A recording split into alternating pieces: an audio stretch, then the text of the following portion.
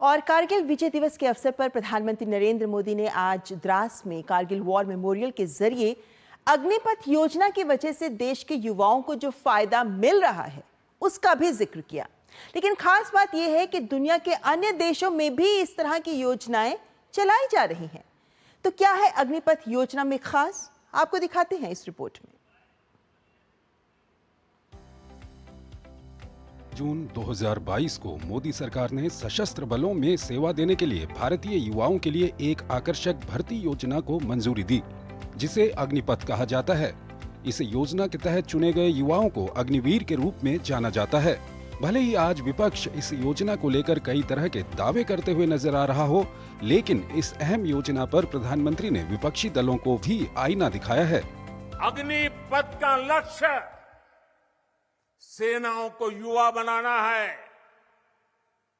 अग्निपथ का लक्ष्य सेनाओं को युद्ध के लिए निरंतर योग्य बनाए रखना है। दुर्भाग्य से राष्ट्रीय सुरक्षा से जुड़े इतने संवेदनशील विषय को कुछ लोगों ने राजनीति का विषय बना दिया है। अग्निपथ योजना के तहत आर्मी, नेवी और एयरफोर्स में 4 साल के लिए युवाओं की कॉन्ट्रैक्ट पर भर्ती की जाती है। ये भर्ती ऑफिसर रैंक के नीचे के सैनिकों की होती है। भर्ती होने पर पहले 6 महीने की ट्रेनिंग दी जाती है। उसके बाद अग्निवीरों की तैनाती की जाती है। 4 साल बाद कार्य क्षमता के आधार पर रेटिंग दी जाती है। रेटिंग देखकर मेरिट लिस्ट तैयार होती है, जिसमें से 25% अग्निवीरों को सेना में परमानेंट कर दिया जाता है। बाकी जवान वापस आकर कोई और नौकरी या फिर कारोबार कर सकते हैं। आखिर क्यों हमें इस योजना की जरूरत पड़ी है, ये सवाल सबसे बड़ा है।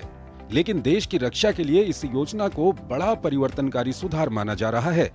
योजना युवाओं को देश की सेवा करने और राष्ट्र निर्माण में योगदान देने का एक अनूठा अवसर प्रदान करती है, जिससे सशस्त्र बलों की रूपरेखा युवा और गतिशील होगी। इसके अलावा अग्निवीरों के लिए आकर्षक वित्तीय पैकेज की व्यवस्था भी है। अग्निवीरों को सर्वोत्तम संस्थानों में प्रशिक्षण प्राप्त करने और अपने कौशल एवं योग्यता बढ़ाने का अवसर भी मिलेगा। योजना के जरिए नागरिक समाज में सैन्य भावना वाले अनुशासित एवं कुशल युवाओं की उपलब्धता भी होगी। बात करें वित्तीय लाभ की, तो 4 साल की सेवा में अग्निवीर जवान के वेतन से कॉर्पस फंड में 5,02,000 रुपये जमा होता है। इतना ही पैसा सरकार भी देती है। 4 साल बाद सेवानिधि पैकेज के तौर पर जवान को एक साथ 11,71,000 रुपये मिलेंगे, जिस पर कोई टैक्स नहीं लगेगा। सेना के बयान के मुताबिक कर्तव्य पथ पर बलिदान हुए अग्निवीर को 48 लाख रुपये बीमा के और 44 लाख रुपये अनुग्रह राशि के मिलेंगे। साथ ही सेवानिधि की राशि भी मिलेगी। जो 4 साल की नौकरी थी उसका वेतन भी दिया जाएगा, जो 13 लाख से ज्यादा की राशि होगी। इसके अलावा सशस्त्र बल युद्ध हताहत कोष से बलिदान जवान के परिजन को 8 लाख रुपए और आर्मी वाइफ्स वेलफेयर एसोसिएशन की ओर से 30,000 रुपये दिए जाएंगे। वहीं अगर कोई अग्निवीर जवान ड्यूटी के दौरान दिव्यांग हो जाता है तो उसे दिव्यांगता के स्तर के आधार पर मुआवजा भी मिलता है। अगर कोई अग्निवीर जवान पूरी तरह यानी 100% दिव्यांग हो जाता है तो उसे 44 लाख रुपए, 75% दिव्यांग होने पर 25 लाख रुपए और 50% दिव्यांग होने पर 15 लाख रुपए दिए जाते हैं।